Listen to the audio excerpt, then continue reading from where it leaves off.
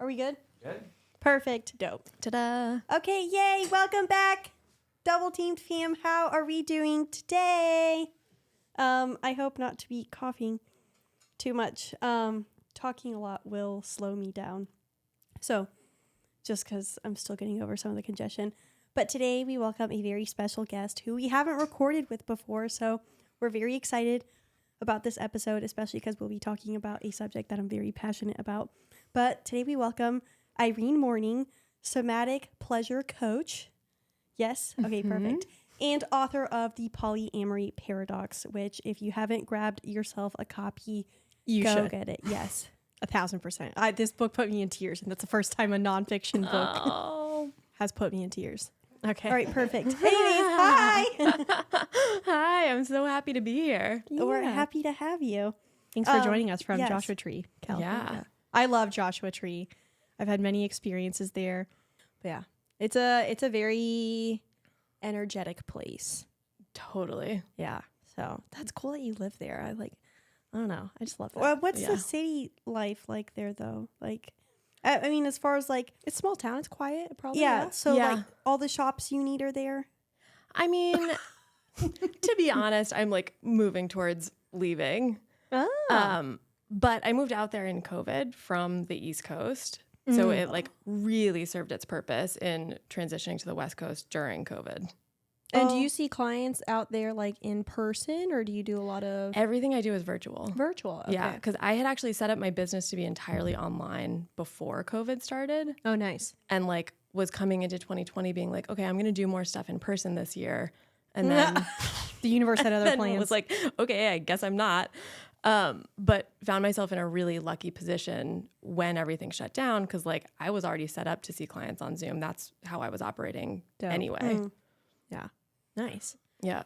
I do virtual therapy as well. So, or like everything that I've done at least has been virtual. Yeah. But I have been thinking about doing more, like Cammie has, mentioned repeatedly on the pod, somatic, which is like, the more body based. Because I don't know, I love talk therapy, but I think I'd like to explore a little bit more of the rest. But I like my somatic via in person. So I'm curious how you do it like online. Oh, yeah. Well, I think there's pros and cons to either way.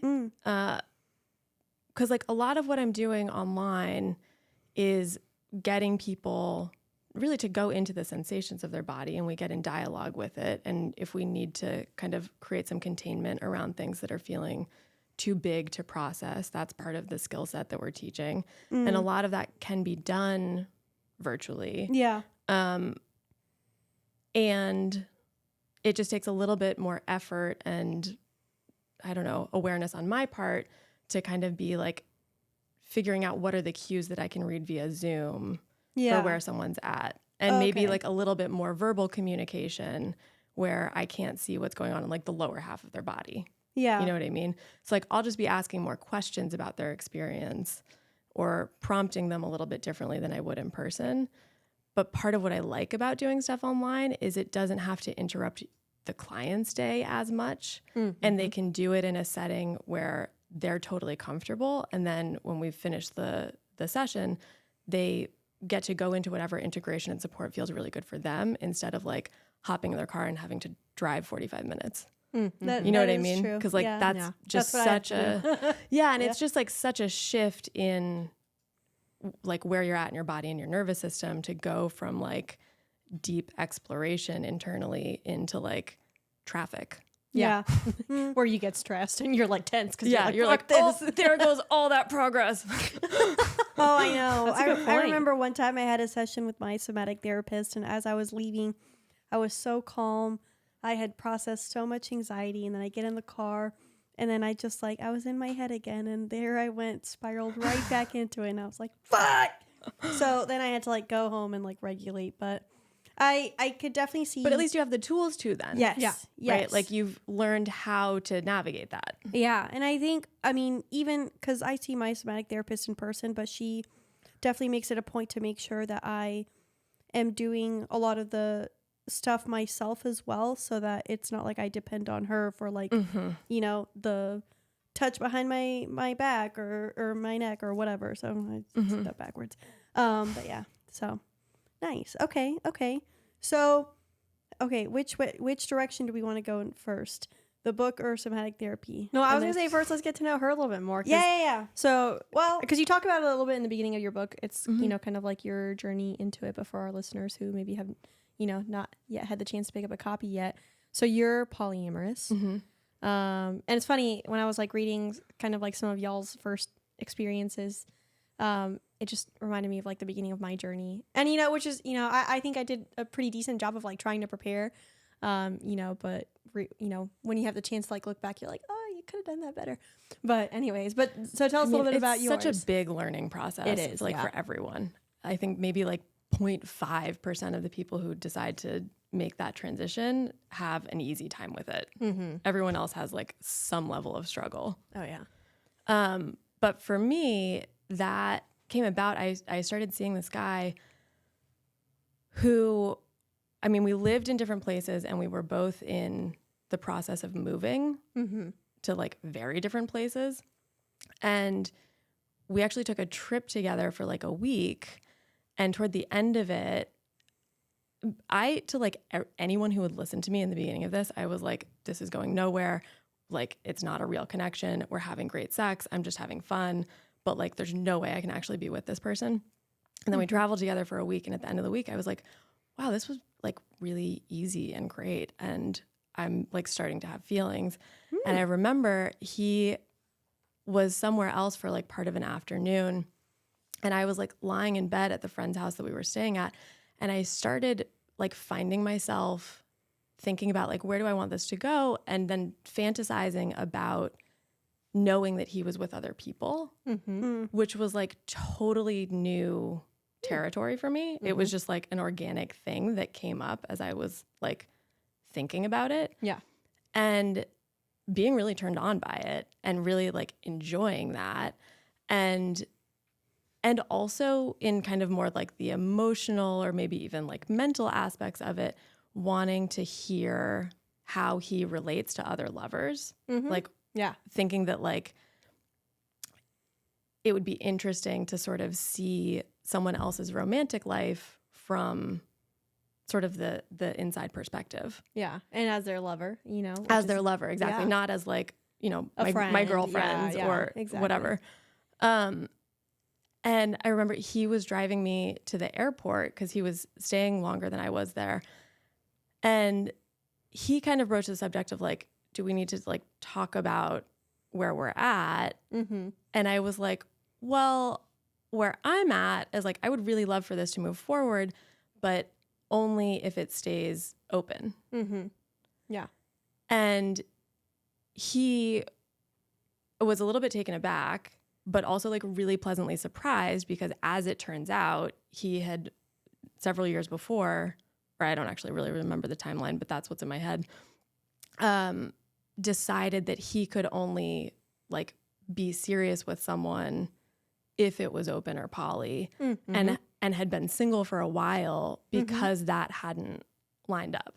Right. Yeah, I remember reading that he, like, it hadn't worked with any other partners because he kind of struggled with that or something along those lines, if I remember correctly. Yeah, I think it just like the right connection hadn't come Yeah. along, or like, you know, he'd tried it with some people and whatever challenges came up there, it just like didn't work out. And I definitely think it's like harder as a single man to be like, hey, I'd like to enter into a non-monogamous relationship than it is for a woman, because I feel like immediately, I don't know, then women just kind of like tend to assume that like, oh, well, then he's just non-committal. He's a like, Exactly. he's a player, you know, all those things. Yep. when you're ready to write the fiction version of this trip, I will be ready. Oh my God, I'm a amazing. huge smut book reader, and as I was reading that part, because I remember the part where you mentioned about like, oh, where is this going, or like, do we need to talk about, you know, this and what we're doing? You're like, okay, now I want to read the whole chapter that's Exactly. just I that was story. just like, I want to read like all the sex scenes. I want to know what happened during this trip. How hot was it? Like, I actually hadn't thought about doing that. Thanks.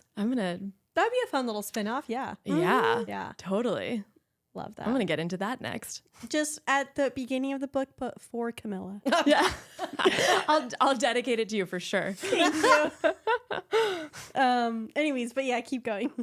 So, Yeah. so you guys started exploring more open dynamic. And did it start like full blown? I mean, everyone's got a different like definition of like how I like, for example, Or for a me, flavor for how they start. yeah, flavor for how they start. For me, it started off like more monogamish and like worked up to like polyamory. So I know everyone takes a different path.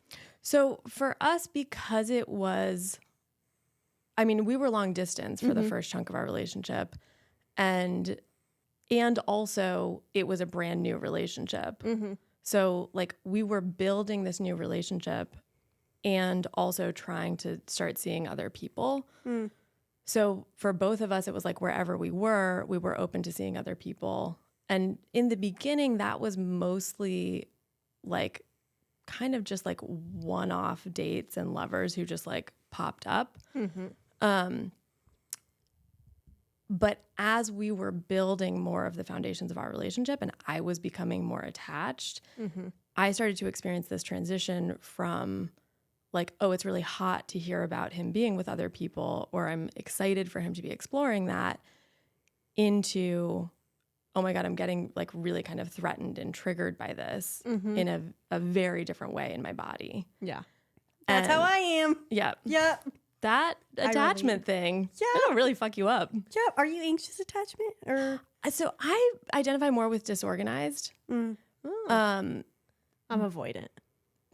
So we balance each other out. We've got the perfect combo in the room right now. Yeah. Yeah. In the beginning, it was very anxious for me though. Yeah.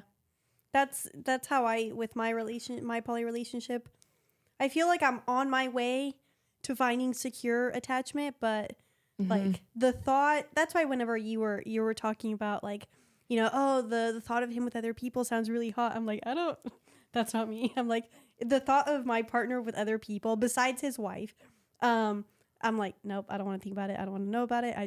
I know it happens, but that's all I'm going to think about. So, but I also think there's it's worth noting when we talk about attachment that you can have different attachment styles with different people. yes, You can. yes. Yeah. Right. So like most of us have a tendency, but then it can really depend on the other person's general attachment style. Like you might be anxious, but then you're working with someone who's more anxious than you are and you're like, whoa, chill out. Yeah. Yeah, that's how it was with my ex-fiance.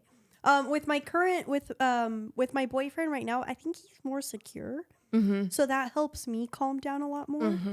But I do remember when I was engaged, I'm pretty sure my ex-fiance was anxious and I was also anxious, but I was the least anxious. So I was more of like the secure one. No, totally. Yeah. And I think part of what actually was really appealing to me about this relationship, like the beginning of my non-monogamy journey, was I sort of was identifying him as secure attachment at that point. And I was like, oh, there's something for me to learn here. Yeah. Maybe if I like hang out with this securely attached person more, it'll rub off on me. Yeah. No, I could see that. That's my thought process too. Yeah. I remember reading that and it reminded me so much of like in the beginning of my, journey as well, where it's like, I remember and I've told the story on the pod before, so I'm sorry to our listeners, but you haven't heard the stories, but it was just like the first time that like we ever hooked up with other people. Like we came back and we told each other about it and we were both so happy and like so thrilled. And then he went to go hook up with this girl again another time when I was out of town again. And I don't know why, but the second time, all of a sudden, it was like jealousy. And I'm like, I don't get it. This was excitement. And now like I'm just, like jealous and like angry and crying. And like my body had like a completely different reaction. And it was so confusing. And then so like it just took some time to like really start to like work through those like emotions and like kind of tune into myself more. But I think that's what I loved about it the most, was that it really forced me to face some parts of myself that I just hadn't yet. And like everyone always says like, you grow so much, and it's like, you kind of have to. Yeah. Like you don't really have a choice. Yeah, you don't. If you're going to dive into this shit. Yeah, no. not at all. So not even a little bit. No, it's like fun. And, because on one end you've got like all the fun, hot sex and like, it's really great. And like, this is really cool. And then on the other side, you're like, kind of like what you said in the book, like your body's freaking out. Yeah. You're having these triggers come up. Like you're like completely just what's the word I'm looking for? Like Dysregulated? No. Like when you deconstruct. You're completely deconstructing like, you know, what everything you've learned about like relationships and love and sex and da-da-da. And so it's like there's so much going on that like, you Which know, like no one gave you a handbook for that in the first place. Yeah. So like you don't even necessarily know what you've internalized from that stuff. Mm-hmm. And then you're facing it head on being like, holy shit, this is a lot. Mm-hmm. Yeah. So, and I think that was one of the things that I was like least prepared for, especially since like when I first started, for example, I didn't know even that it was a thing. And not that like I thought I invented non-monogamy, but I just like, I never heard anyone talk about it. Right. And then I never read any books or anything. And it wasn't until a little bit later in my journey that I was like, oh, wait, let me find some stuff. And then I was like, oh shit. And you know, so it was an interesting, at least for me. Well, and also part of where like me writing this book came from was I'm the kind of person, like I was reading a lot of stuff in the beginning and none of it was really talking about the intensity of the experience. Like a lot of the stuff I was reading to like prepare myself for non-monogamy. I mean, and maybe it did, like maybe that was just the lens through which I was seeing it, but I don't feel like any of it really got into like, this can really fuck you up. Yeah. You know, like I kind of had this like framing from some of the things I was reading that were like, okay, if I just apply these tools, it'll be smooth sailing. Yeah. But then trying to do that in practice was like not translating. It looks Or a lot different. of times, you know, you try to apply those tools and like you still get like all these feelings and these things that come up and you're just like, well, I did the tool. Why didn't I not feel a different way? Right. You know, and I well, think because that's what so people much of struggle them with. are like philosophical. Yeah. Right. Of like, I was reading all of this, like, I don't know, polyamory theory of kind of like, here's the theoretical foundation for it. Here's here's what's beautiful about it conceptually. And here's how we want it to work conceptually. But then thinking my way through it wasn't really getting me where I wanted to be. Yeah. And I mean, I'm into astrology and I remember when I was reading some of this, like it just reminded me like so much of like what there is to read out there like has to do with, like you said, like intellectualizing and like the philosophy of it and everything, which is just like, you know, it's like an air moon. They just like, you know, as long as I can make logic out of my feelings, then everything's fine. As long as I can like put a reason to my feelings, everything's fine. But some people like they, you know, they have to, like, that's just not how their bodies work. That's not how their minds work. And so, you know, for someone that like can intellectualize and put logic to their emotions, like maybe those tools can work really well. But for other people, they're like, my body's still going haywire. I don't know what to do here. Like but the tool's great. The book is great. But like, I need more. And so like, I'm thinking this, I'm feeling this. Exactly. Yeah. And that's what I loved like about this when I started reading it was that like it, you know, you talk so much about the body and, you know, you bring in the somatic stuff and like, you know, there was one bit in there where I remember I just like had this huge light bulb moment. I wasn't planning to get into it, but I guess I might as well just like say it in, you know, right now. But you were talking about co-regulating like with your partner and then versus like self-regulating. And it just like reminded me. So I divorced from my ex-husband. You know, I think we're non-monogamous like 4 or 5 years. Open or no monogamous 4 or 5 years and then open for another 4 or 5 years. And like at the very end of it all, when it just kind of, you know, he traveled a lot, so I had to take care of everything and I was always like alone. Meanwhile, my body was just like in a state of like shock from like the relationship ending.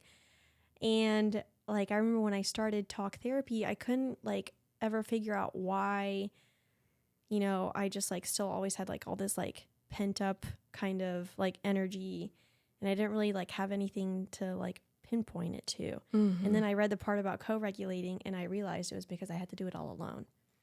You know, he was gone all the time. There was no one there to like hold me through it. There was no one there to like give me co-regulate any of it with me. And so like all of that, like as soon as I read it, it just like clicked together. It like came together in my mind and I just like immediately started crying and I was just like, oh my God, this is why. And so, yeah, I don't know. That was just like a really cool thing to see that like, even though I was doing the talk therapy and like going through all the motions of like processing my feelings, I never looked at my body. I never looked at what it did. Yeah. So, yeah. Thank you for that. Yeah. I mean, it just makes me happy that like what's in there is helpful to people. Oh, 1,000%. And like one of the things that that comes up a lot in my work with clients is, I mean, I think even in a lot of the therapy world, there's still this emphasis on learning to self-regulate and this emphasis on like being able to like manage yourself on your own, which is important. But I feel like I'm watching a lot of people internalize that as they should be able to always figure it out on their own, or like, you know, call a friend for like, hey, can you like bring over lunch or something, not necessarily giving themselves the permission of like, it's okay that I need co-regulation sometimes. Like you're not actually designed to process everything solo. You actually like really need other people. I love that. And that's what I was reading too. And I was like, ah. And I think that's really, profound, but also just very true. Because I feel like you said, nowadays, it does feel that way a lot of times. And I remember when I was in talk therapy, it definitely felt like, you know, and even when I got, when I started my poly relationship, I felt like, oh man, I need to figure out how to internalize and like process this all on my own, because like it needs to be that way, which is also like so antithetical to like poly like theory, right? Exactly. Of like if like what we're talking about is like being able to deeply connect with lots of different people, we've still internalized this like individualism bullshit that's like, okay, but I only get to connect with other people in this way. I have to be fully like okay in myself in order to access that. And it's like, no, you're supposed to be able to lean on other people to help you with that. Exactly. Especially if you're, you know, in a relationship with multiple people. Lean on all of them. Exactly. Yeah. So, and I think, you know, even though make it a community effort. Exactly. We're all in this together. Like, write it down and talk about your feelings. Well, that's what I'm saying. Like, you know, everyone always talks about like the inner work, and like, yes, you want to do the inner work, you know, some of it like on your own, but like there should be parts of it too where you're just like, hey, help me through this. Like, let's talk about like this emotion. Like, Art, can you hold space for me to unpack this with you? I'm curious what, like, when it comes to any poly clients that you work with, like what ways have you found that like people like really are able to co-regulate like effectively? Because when I read that, I was like, that is such a new thing to me. Because like I realized that I'd never like really done that much. So, I mean, even as you were saying that just now, like the piece that comes to the forefront of my mind is I put a big emphasis on pleasure in my coaching practice. That's kind of like the framework through which I see everything.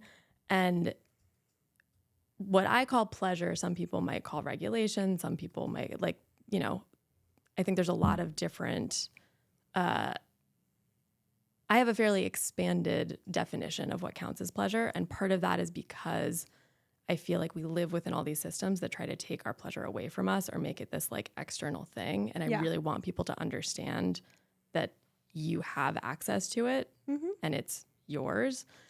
And part of regulating in general to me is thinking about how do I access pleasure and how can I use it as a resource? And that doesn't necessarily have to mean related to sex. That can be like if breath work is really pleasurable for you, using breath work. If that's like going for a walk and connecting with nature is really pleasurable for you, that's a pleasure resource. But as far as co-regulation in that regard, I mean, if I'm thinking about a couple, right? I'm not going to get into like the complicated mechanics of more than two people. One of the thing that's popping to mind actually is something that one of my coaches implemented with me at a point where I was kind of struggling with my partner who I live with is a touring musician. And there was a period where when he was with other people, when he was away, then when he would come back, I would kind of be in this like standoffish, like I have a wall up and we'd have to kind of like get back into being regulated together. And I was working with this coach who was like, okay, well, so when he comes back, can you, before you talk about anything, just get in your animal bodies? Like literally both of you like pretend to be whatever animal you want and like get on all fours and like work out some play or some aggression or whatever. And like, to be honest, I think we actually only did it like once or twice, but But the prompt really helped me. And the one or two times that we did it really helped me to like help like channel what I was feeling up and out of my body. And the more I learn about like the neural mechanisms of play, the more I'm like, oh, duh. Because part of what accessing play does for us is open up different perspectives. Like it allows us to try on different perspectives. So we're not necessarily stuck in a rigid like defense of X means Y, right? It gives us a little more space to be like, oh, maybe I can understand from your point of view, or maybe I can open up that you being with someone else in the sense of my nervous system doesn't have to mean that you abandoned me or you betrayed me or I'm not enough or whatever the narratives are that are coming up. Yeah. Right. It gives us space to connect with that person as they are in front of us and root into the foundation of our connection before getting into any of that stuff. So what animals were y'all? I'm really curious. I love this. I do too. That's why I'm like, I'm starting from the beginning. Yeah. What animals were y'all? I know. I mean, I don't even think we named it when we did it. I probably was channeling like a dog. I feel like that's the most like playful energy for me to tap into. But as I'm saying that, I'm also thinking maybe like lion or like big cat. You have the hair for a lion. I know. I keep thinking I should be a lion for Halloween, and somehow I just haven't done it. Oh, I wonder if you have Leo in your chart. Do you? Not really. Really interesting. I was gonna say as soon as you said that, I was like, I would picture like me and my partner like on all fours, like just like starting to like nuzzle like dogs or like bears or something, and just like I don't know, using like the head to kind of like lead the way to like nuzzle and nurture and like that. That's what came to mind for me, and immediately I was like, I want someone to go do this with. Yeah. I mean, that sounds so beautiful. Yeah. So that's one, but also, I mean, something that I've used with clients when they're having a really hard time, like when they're in a kind of trigger where it's really hard to like look at each other. Mm-hmm. Right. I think one thing that often comes to mind for people around this stuff is doing something like eye gazing or breathing together. Mm-hmm. But sometimes that can actually be a little too intense to start out with if you're in a like, ooh, don't fuck with me right now. Don't look at me. Yeah. Place. Sometimes I'll have people go back to back and do a few minutes of breathing together. So you're getting like physical contact. I like it. That's supportive. And as you slow down your breath together, you're helping that co-regulation. Or if one partner can be more grounded, I mean, it's helpful to have one partner be more grounded. Yeah. Because whichever nervous system has more resourcing or more momentum really will, but yeah, I take back the resourcing part. It's really about more momentum. Okay. Whichever nervous system has more momentum will kind of help get the other nervous system more in that place. That's fascinating. So like if you're in like a really heightened state and your partner is not super well resourced, but maybe not like really dysregulated, you can also pull them into a heightened state. You know what I mean? Yeah, yeah. So that's what I'm saying. It's more about momentum. Yeah.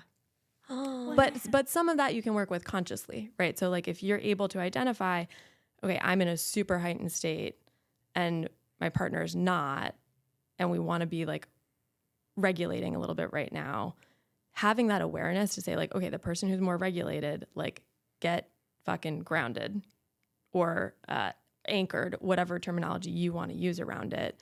But like just being aware, if I'm the resourced one, I want to support myself in feeling resourced right now so that then whatever we're doing as co-regulation, I can help the other person get calmer. I love these tools for like, I think back to like the beginning of my journey, but even throughout too, you know, there are times where like stuff comes up and you just like freak out. I wish I had all of this because like there were times where it's like talking didn't help. And I would have loved to just like sit back to back and like breathe together and just, you know, try to get to a place where we could maybe like, you know, just get into a little bit of a groove before trying to discuss things and blah, blah, blah, you know, because yeah, I mean, all throughout the journey, like, you know, a new partner comes in and, you know, now you're freaking out, but you didn't freak out the last time. And so now you're wondering why you're freaking out and like, you know, your body's confused and like all these things. And it's like, sometimes when you can't put logic to it, like those kind of more body-based things could be like so great. And as someone, I am someone that like, you know, I always focus on the talking, and I definitely try to intellectualize everything and like, you know, philosophy and like, you know, make it all make sense. And as long as that's good, then I'm good. But like when I was reading this, I realized I ignore my body all the time. And so it's like, I wish I had, thanks. I wish I had like, you're like, learned, no comment. I wish I had learned to like, you know, pay a little bit more attention to my body. I feel like ways. you need to do some more somatic work. Oh, I feel like I've completely changed as a person in like the way I go about some things now because of somatic therapy. I don't know. I feel a lot calmer. Yeah. And I love it. Like I love it. Yeah. But I mean, also I love the like back-to-back thing. I can't get over Yeah, that. I wish I could like write all this down. Okay, back-to-back animals. and it makes me think of like for my partner. I mean, I know a good book for you. Yeah, that's true. It makes me think of like for my partner and I, like sometimes when we have like we're having really deep like discussions or moments like talking about something, we'll basically like scissor each other and like look and like be holding each other as we talk about it. And I really like that. Yeah. So like I'll put like my legs over his waist, he'll put his legs over mine. Like this demo you're doing. I'm like but it for me like that's really helpful. Yeah. Because it helps me, you know, especially when we're talking about something serious, like it definitely helps me like calm my body, and I'm like, okay, I'm ready for this discussion. Also, I think this could be, the monogs could use this too. Total. I mean, Like it's not don't get me wrong, for, you know, I know that like in polyamory and in non-monogamy, like you're forced to face it so quickly that like sometimes, you know, like these kind of practices can really help. But I think even, you know, in monogamous relationships too, sometimes like it's good to like think about ways to connect the body a little bit more with, you know, especially if in a newer relationship and things like that. Yeah. Yeah, absolutely. I mean, the primary like tool chapters in the book are around communication, conflict, and collaboration. Yeah. And like that's definitely not specific to non-monogamy. Yeah, exactly. Well, okay, so for you and your musician partner, like how, you know, you had the coach that told you to be animals together. Like, Yeah, and I want to credit them. That was Che Luna that said that to me. Who, We'll add them in if the you're not credits. familiar with Che, like they're brilliant. okay, definitely gonna check them out. Yeah. But what else did y'all do? Like how? What helped you? Yeah. Oh my God, so many things. I mean, we've been together for several years now, so it's Yeah. like we've Oh, gone and through you're still like, together? Okay, perfect. Yeah, yep. Love that. Wait, I'm curious. Hold on. Start? Sorry. In the time that y'all have been together, has the structure of what you practice changed at all? Sorry to derail off Kiami's question, but I'm curious if it did. I mean, there have definitely been iterations, and I think, you know, there's someone else, there's another like polyamory content creator coming to mind who, Jessica Daylover, who I think their handle is Remodeled Love. Yeah. Oh, yes. They talk about like the tide always turns principle or changes. I can't remember exactly how they phrase it, but the idea being that like if you're in a place in your non-monogamy where your partner is experiencing something that you're not connecting with, chances are at some point the wave will turn and you'll be the one experiencing that thing.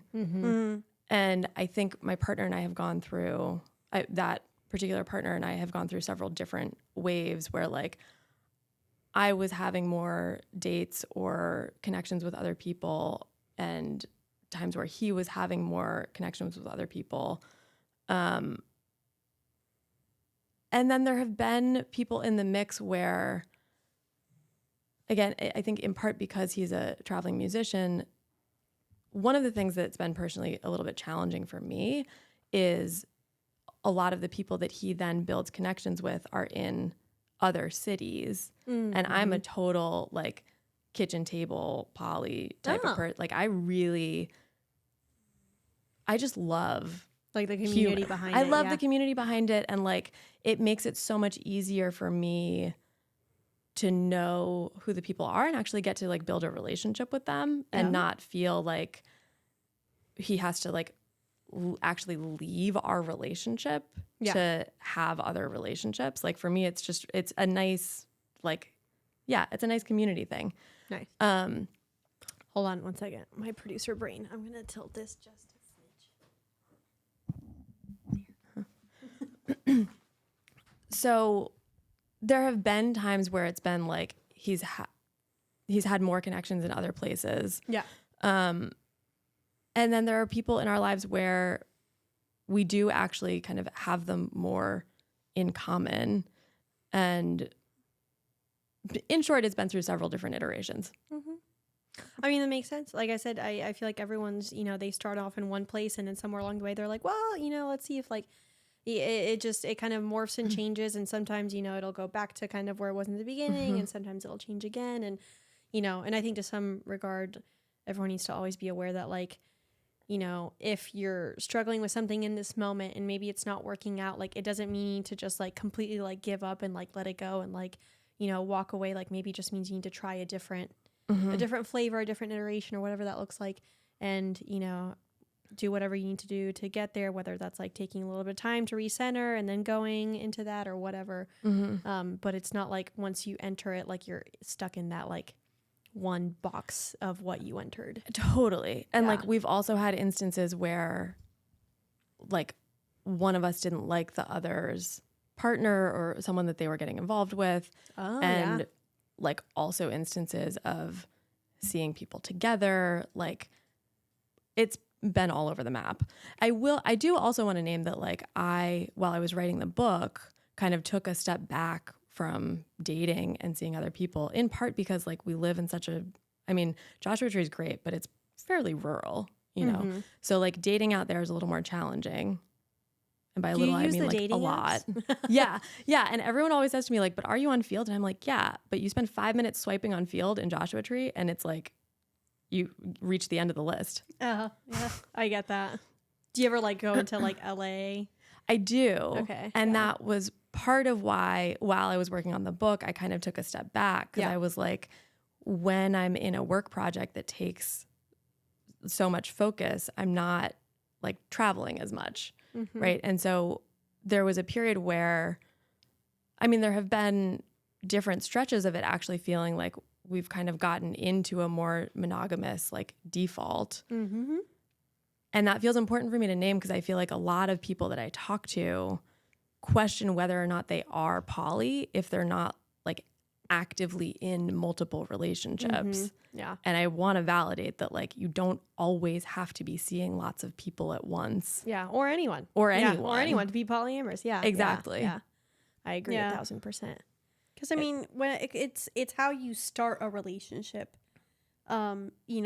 If you're non-monogamous or polyamorous, that differs from like if you're monogamous. Because if you're poly or E&M, you're gonna be like, hey, look, just letting you know, like this is my typical relationship structure. This is what I like to experience with my partners. Like just giving you the heads up from the beginning. Like this is not gonna be like your typical relationship escalator. Yeah. Right. So. I think of it almost as like a orientation. Yeah. Right. Like it's not necessarily like, the structure is great. Yeah. But it's not what defines whether or not that's you. Right. Yep. Of like, I might not be seeing anyone and then I go on a date with someone and as you said, like just letting you know, this is my ideal. Like this is maybe not in place right now, but what I want to be moving towards or what I feel I have capacity for or what I feel will make me the most fully expressed version of myself. Yeah. Yeah. I've also realized recently that like I need to do a better job of, explaining to whoever I date, like what non-monogamy means to me, because like I agree sometimes I may not be dating other people.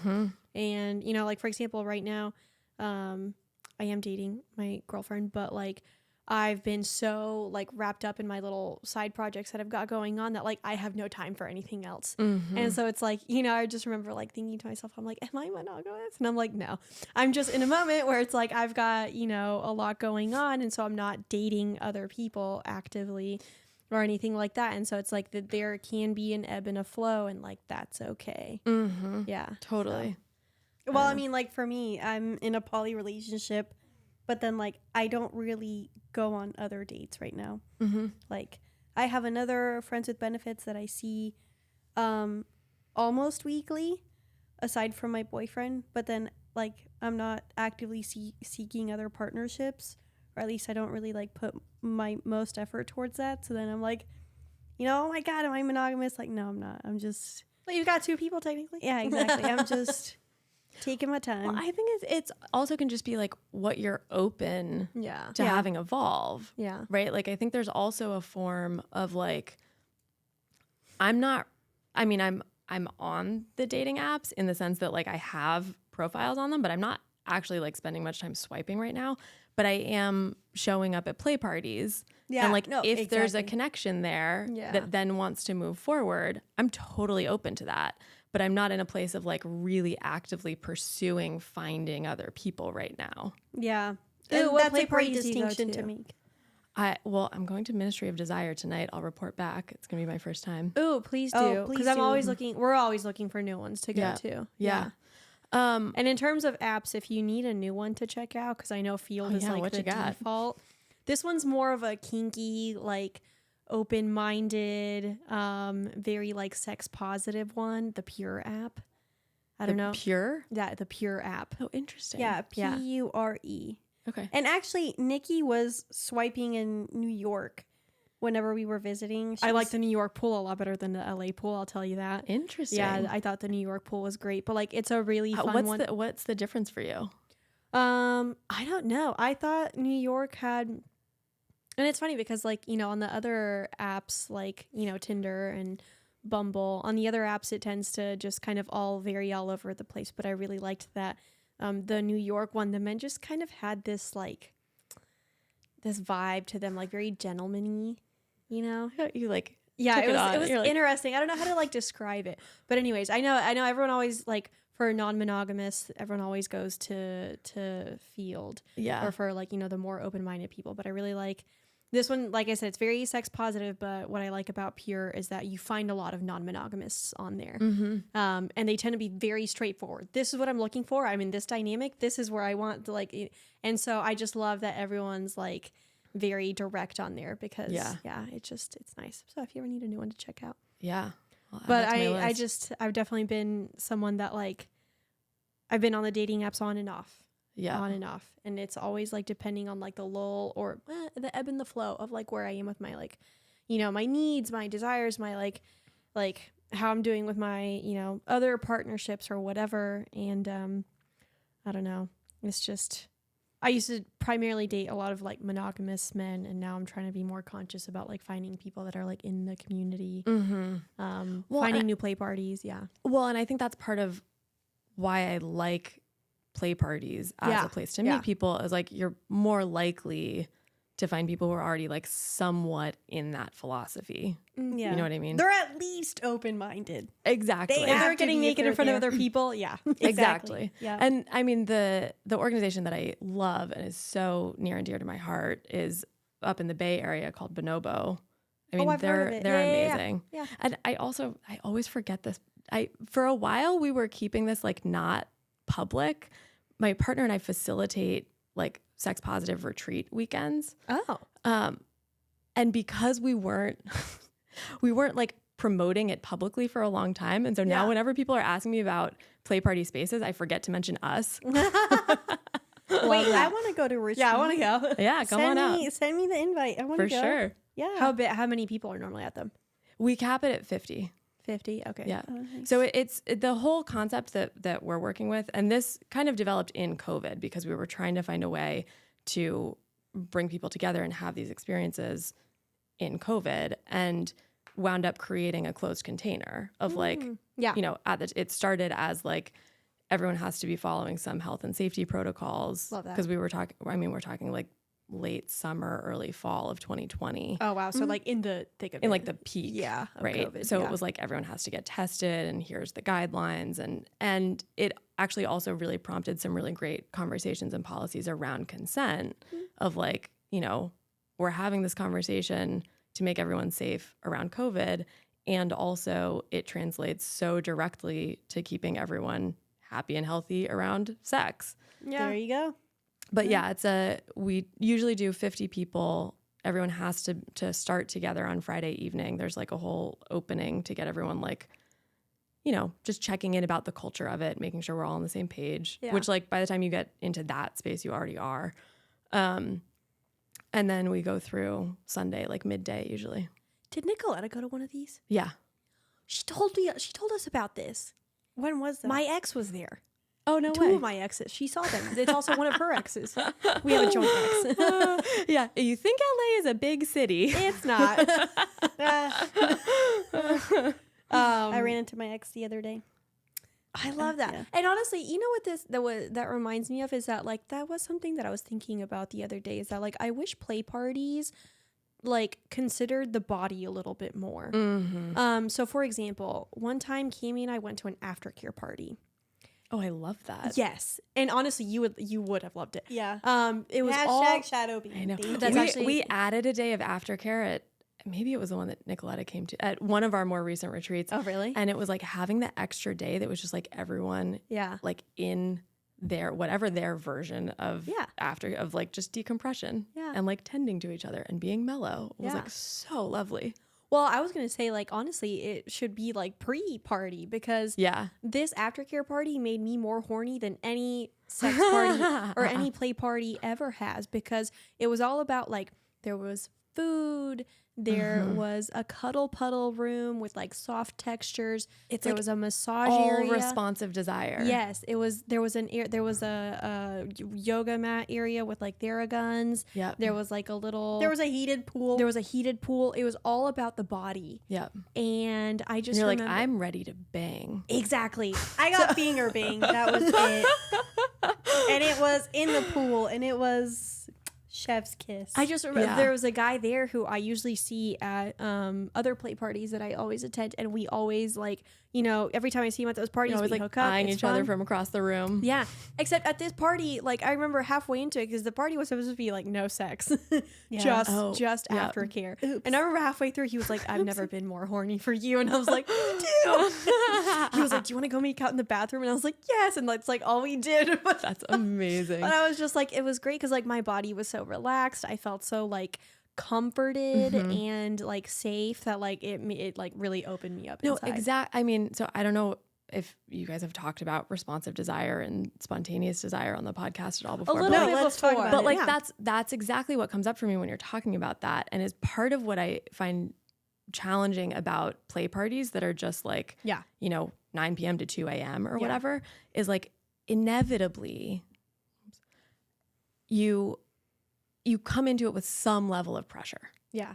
Right. Everyone in the beginning is all kind of like like everyone on guard. Yeah. Totally. And like you need, I think for good sex, most people who tend towards responsive desire for good sex need a lot more slowness around it. Oh yeah. And like need a lot more spaciousness and the feeling of safety. I mean, you know, that gets like a little bit nuanced because there's stuff about like risk taking and exhibition that can get to be like really hot. But for your body to really enjoy it, it needs to feel a certain type and a certain level of safety. And that's hard when you feel rushed. Yeah. It's like pretty inaccessible when you feel rushed. And that's why like I think play parties should start off with some sort of like just something to ground everyone, just something to like get everyone in their body and relaxed and like comforted. And so, and I know that can be hard with like bigger groups, especially at bigger parties. Yeah. But I just remember after the aftercare party, I was thinking, I'm like, if this is how like every party started off, like the room would be like uncontrollable by the end of the night. Totally. Yeah. Yeah. Well, so the whole thing with responsive desire and spontaneous desire is like, in a nutshell, spontaneous desire is kind of the feeling of desire, or if we're talking about sex, which we are right now, like horniness just kind of like surprising you. Or maybe not surprising you, but like coming up totally on its own, right? Like all of a sudden like, oh, I'm ready. Yeah. Right? Which is not actually how a lot of bodies operate. No, mine used to, but it doesn't anymore. Not after my divorce. Yeah, it's, I mean, I I kind of think about it as like more of like a teenager Yeah. experience, right? Where your body is like going through so much Yeah. and so much shit is like shifting around and just sort of like, boom, I feel ready. Or like, Yeah. oh, that's really hot, right? But for a lot of people, particularly bodies with vulvas, there needs to be more kind of like tending to the body. Sorry, there was a we bug. have a friend. Yeah, there was a bug. Also, come on, put your mic up just a little bit. It's too low. Continue. Sorry, I didn't mean to interrupt. For usually for bodies with vulvas, there tends to be more of a need for slowness. Yeah. And 1000%. and for more of kind of like a runway to actually like build the desire and the horniness and the want. Mm-hmm. I was actually at the Bonobo retreat a couple weeks ago. They do a long weekend over Memorial Day weekend that is amazing, fantastic. And they do part of what I love about them is they really tend to the culture of the thing. Yeah. And offer a lot of education around communication and sex and all the things that we want to be operating differently around sex and relationships. And I was watching a workshop with Reed Mahalko, who's a great sex educator, and his partner, Allison Moon, who is also an incredible sex educator. And they were doing a workshop on pegging, and Love that. and they were demoing, and he was talking about like, it wasn't until he started getting pegged that he understood what it meant to actually feel like really hungry to be penetrated. Ah, yeah. And he was like, Yeah. oh my God, as someone who has a penis Yeah, who's never and been has been penetrated. socialized as a man Yeah. and have had all this sex where like, I'm realizing now that like maybe the recipient of my dick wasn't like hungry for it yet. Yeah. And there's such a difference in Yeah. the sexual energy and the sexual dynamics when you get the body to that place. I never thought of that. Yeah. Well, and it's like just the physiological arousal cycle for bodies with vulvas can be like up to 45 minutes. Yeah. Oh, yeah. I remember we mentioned Right? that. Just to get like fully there. We and like mentioned when that you once think, and everyone was like in disbelief. They were like, no, it's not, but it is. Yeah, Yeah, but it like, is. It is. give your body that much time, just like once or twice. Watch what happens. And watch what happens. Yeah, Right. And like how much sex have we all had that's like 10 to 15 minutes? exactly. Yeah, 1,000%. Yep. So let's start a campaign. All play parties should now be aftercare parties. Yeah, start off as aftercare parties, and then if at some point, Because I think there's this thing We from can plan one together. oh my God, yeah. Oh, I'd be down. I'm done. Perfect. Perfect. I'll start writing smut. We'll plan a party together. Yeah. Yes. We've got a new endeavor. I love it. Yeah. I mean, because I think there's this thing on like the organizing end for a lot of people where they want to have some kind of like shock factor or like want to like sort of impress people with like how new and hot and sexy the concept of the thing is. And it's like, cool, get it. Totally get it, especially from like a marketing standpoint. But as far as like the sexual experience of it, Yeah. maybe just all aftercare. Yeah, Mhm. exactly. Because it shouldn't be just about like, you get penetrated for 5 minutes by 3 different people throughout the night and then that's it. Right. It's like, is that really enjoyable for anyone? Right. Like I was thinking, the last play party I went to, like I had a lot of fun. I had like 5 threesomes in that one night, which was like phenomenal. But at the end of the night, I'm like, I had like a fun like experience, but never at any of those points was my body like really like Fully dropped in. Yeah, fully like engulfed in like, I guess I should say like maybe not so much my body, but like my genitals were like so like fully like into it. It was more so like this is like really fun and like just playful and like very like carefree and like I liked that aspect of it. But like I wasn't gonna orgasm from any of those. Totally. So, yeah. And like I tend more Or connect. demisexual. Yeah. So like I find myself at play parties. If it's the first time I'm meeting you, probably not going to get anywhere Yeah. sexual. Exactly. Yeah. Usually That's the where people I'm finding myself to be at. Is right now like I have to build some sort of connection. So for play parties, like, and I think back to like, I probably go to a play party at minimum once a month. Mm-hmm. And I maybe have sex at 4 or 5 of them a Yeah. year, yeah. if that. Yeah. Like, it really depends on like who's there? How Do your I body's know them? feeling. How am I feeling? Like, because even How connected. Yeah. yeah, because like even when I'm on, close to ovulation and I'm in like my manic bunny mode, which Or I just feral, want to like yeah. fuck. Get it. Exactly. But even then, like I go to a play party and I'm just like, unless, if my partner's there, obviously yes. If there's someone I know there, obviously yes. But otherwise I'm like, maybe, Yeah. but probably not. So I was gonna say at the last sex party that we went to, my favorite moment was getting tied up in shibari. And Because like then your body's yeah, like, and then- your body's Totally. into it. That's often a hack for me at play Yeah. parties of like, okay, if someone can tie me up, then I'll like be way more here. Love yeah. that. Oh, I went into like a full meditation mode. Mm-hmm. And I sat there meditating while he was tying me up, and it was phenomenal. It really was. I So, did too.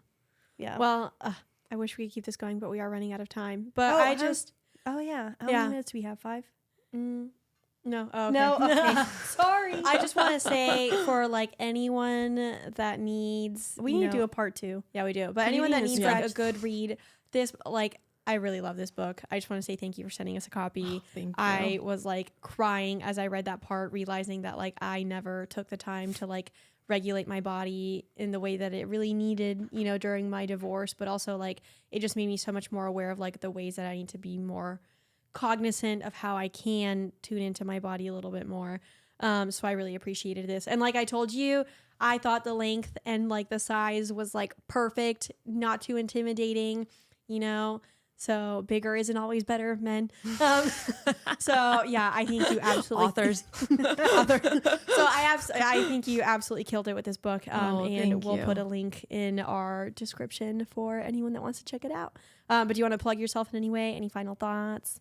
No, I mean, this was a blast. Thanks for having me. Absolutely. And yeah, anyone who like is looking for support really in that transition from monogamy to non-monogamy and like struggling with it, feel free to reach out. Definitely get the book. Yeah. I'm here. I'm a resource. Yeah. One thing that I like really liked when I was reading is realizing that because this is my first time, I've only been in a poly relationship for 3 months, and this is my first time doing it. But being in the community for so long really, and just like having those people around me really helped me have a much more positive experience. Yeah. So it is really important to find, especially if you are making that journey, Good books, resources. people, online resources that really help you get there. So Yeah. And like Yeah. the biggest thing for me in that is just like being compassionate with yourself. Yeah. Yeah. Oh yeah. Yeah. And giving yourself time and Yeah. space and love and nurturing. Yeah. Exactly. And Well, thank you aftercare. guys for tuning in. Oh, do you want to plug like Instagram or anything? Oh yeah, I'm on Instagram as Irene_morning. Perfect. My website is irenemorning.com, and that has like I'm doing a couple summer sale things. It also has ways to get in touch with me and my coaching offering. So Dope. Yeah. Thank you. I would love to do like a session. yeah. So just because I already do somatic therapy and I would like to do somatic coaching, and I think that'd be really great, especially if it's based around pleasure.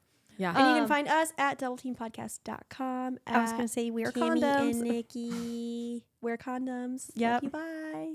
Oh, wait, yeah, at Kimmy and Niki on Instagram. Well, you know all the links, guys. You know all the links. You've been here. Yep. Go to the episode description. We'll have everything for you. Thanks.